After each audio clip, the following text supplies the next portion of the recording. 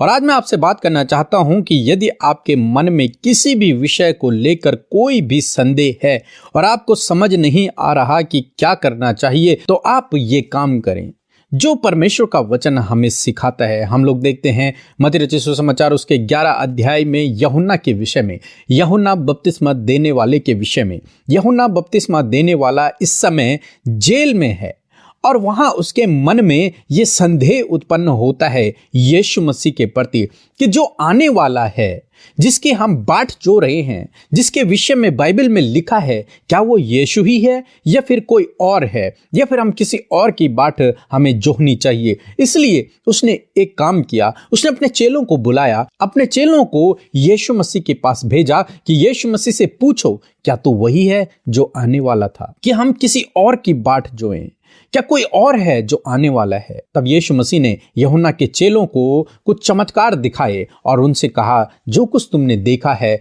वो सब यूहन्ना को बता दो। दोस्तों, यहां पर हम लोग देखते हैं जब यूहन्ना के मन में संदेह उत्पन्न हुआ तो उस संदेह को, उस डाउट को उसने अपने तक ही सीमित नहीं रखा। उसने यीशु मसीह के पास अपने चेलों को भेजा और अपने उस डाउट को यीशु मसीह से क्लियर किया और यीशु मसीह ने उसके डाउट को, उसके संदेह को पूर्ण रूप से समाप्त कर दिया सच्चाई को बताकर। ये वही यूहन्ना बपतिस्मा देने वाला है जिसने यीशु को बपतिस्मा दिया, जिसने यीशु मसीह के ऊपर पवित्र आत्मा को उतरते हुए देखा, जिसने भविष्यवाणी को सुना कि ये मेरा प्रिय पुत्र है, इसकी सुनो। वही यूहन्ना उसी यीशु के ऊपर संदेह करता है। कारण क्या है? परिस्थितियों के कारण, क्योंकि वो इस समय जेल में है, निर्दोष व्यक्ति है और जेल में है, बिना किसी गुनाह के उसे जेल में डाल दिया गया है। इसलिए उसके मन में संदेह उत्पन्न हो रहा है, यदि यीशु वो उद्धार करता है तो ये मेरा न्याय क्यों नहीं कर रहा, ये मुझे इस जेल से छुड़ा क्यों नहीं रहा है।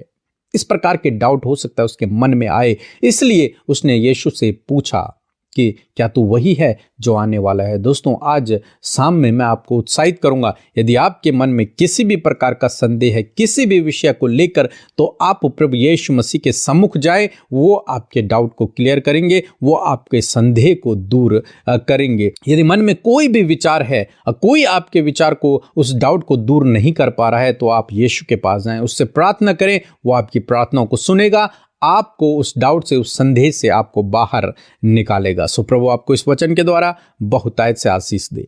आमीन।